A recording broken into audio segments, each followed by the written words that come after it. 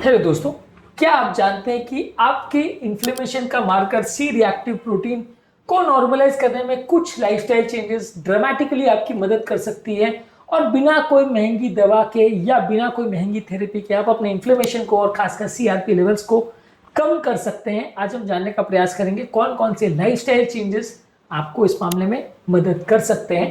Topic पर जाने से पहले जो लोग हमारे चैनल पर नए हैं उन्हें रिक्वेस्ट करूंगा कि चैनल को सब्सक्राइब करें। हमारे चैनल का पर्पज़ है हेल्थ एजुकेशन के द्वारा लोगों को हेल्दी बनाना और इस मिशन में आप हमारे सहभागी बन सकते हैं। चैनल को सब्सक्राइब करके, वीडियोस को लाइक करके, कंटेंट्स को फ्रेंड्स फैमिली के साथ शेयर करके, टॉपिक के दौरान कुछ इंटरेस्टिंग बातें, कुछ साइंटिफिक फैक्ट्स और स्टडीज़, कुछ प्रैक्टिकल न्यूट्रिटी की बातें, कुछ हमारे एक्सपीरियंस की बातें और हमारा फाइनल वर्डिक्ट भी आपको बताऊंगा। इसलिए बने रहिए हमारे साथ एंड तक।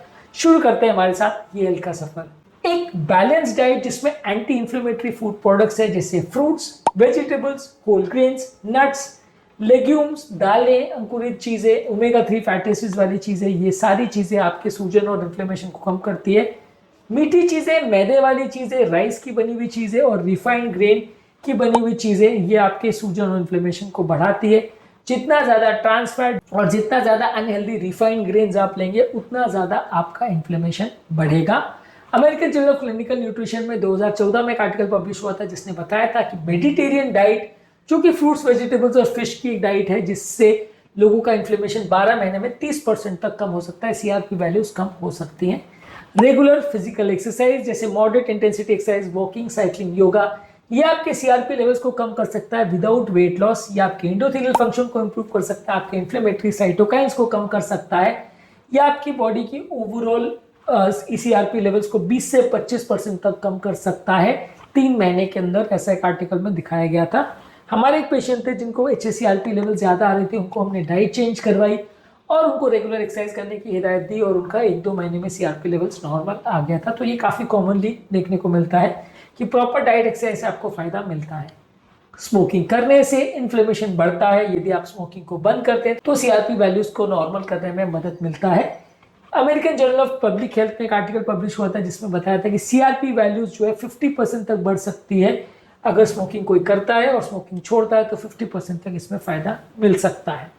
इसके अलावा वजन को कम करने से भी फ़ायदा मिलता है। यदि कोई व्यक्ति का वजन ज़्यादा है तो बॉडी में जो पेट का फैट, खासकर जो बेली फैट है, वो प्रो इन्फ्लेमेटरी एडिपोकाइन बनाता है, जिसकी वजह से सीआरपी वैल्यू ज़्यादा होती है। जितना ज़्यादा विसरल फैट या पेट का फैट होगा, बेली फैट होगा, उतना ज़्यादा आपका इन्फ्लेमेशन ज़्यादा होगा। ओबेसिटी रिव्यूज़ में एक आर्टिकल में बताया था कि इवन 5% वेट लॉस भी यदि आप करते हो तो सीआरपी वैल्यूज़ में 15% तक का फायदा देखने को मिलता है। सीआरपी वैल्यूज़ में ऐसे डिफरेंस हमें भी कई बार देखने को मिलते हैं। वैल्यूज़ वेट लॉस करने के बाद लगभग पूरी नॉर्मल हो जाती है। इसके अलावा मानसिक तनाव भी जो है वो भी कॉर्टिसोल बनने की वजह से सीआरपी वैल्यूज़ को बढ़ा सकता है।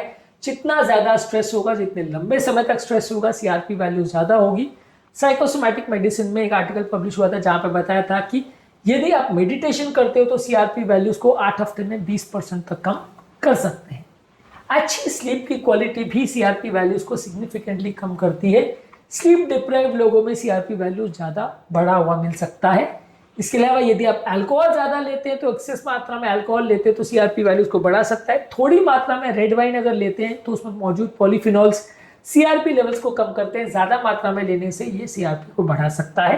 हाइड्रेशन भी इस मामले में सिग्निफिकेंट रोल प्ले करता है। यदि आप एडिक्वेट मात्रा में पानी पीते हो, 2 से 3 लीटर पानी पीते हो, बिना प्यास लगे हुए पानी पीते हो, तो इससे आपका सीआरपी वैल्यूज और इन्फ्लेमेशन को कम करने में मदद मिलेगी।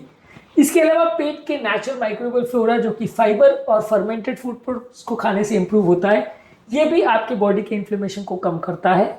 ओमेगा 3 फैटी एसिड के सप्लीमेंट्स जो आपके सीआरपी लेवल्स और इन्फ्लेमेटरी साइटोकाइंस को कम करते हैं, ये भी आपके सीआरपी लेवल्स को कम करते हैं। तो ओमेगा 3 सप्लीमेंट्स भी लेने से फायदा हो सकता है।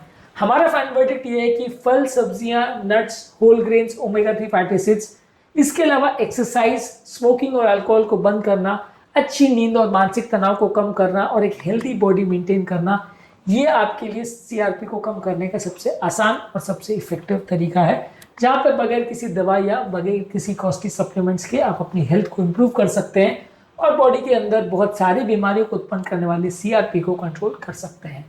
तो अब आप समझ चुके हैं कि सीआरपी को वैल्यूज़ को कम करने में महंगी दवाइयों का नहीं, आपकी लाइफस्टाइल चेंजेस का ही सबसे ज़्यादा रोल है। इसलिए इनको आज ही अडॉप्ट करिए, अपने सीआरपी वैल्यूज को नॉर्मल लाने का सफर शुरू करिए। उम्मीद करूंगा कि आज के टॉपिक में कुछ नई बातें जानने को मिली होगी। जो लोग हमारे चैनल पर नए हैं उन्हें रिक्वेस्ट करूंगा कि चैनल को सब्सक्राइब करें। हमारे चैनल का पर्पज है हेल्थ एजुकेशन के द्वारा लोगों को हेल्दी बनाना। इस मिशन में आप हमारे सहभागी बन सकते हैं चैनल को सब्सक्राइब करके। आपके कमेंट्स हमें जानने में मदद करते हैं कि आपको हमारा कंटेंट कैसा लग रहा है, प्लस हमारे लिए मोटिवेशन और इंस्पिरेशन का भी काम करते हैं। इसलिए कंटेंट्स को देखते रहिए, शेयर करते रहिए और हेल्थ के सफर में हमारे साथ आगे बढ़ते रहिए।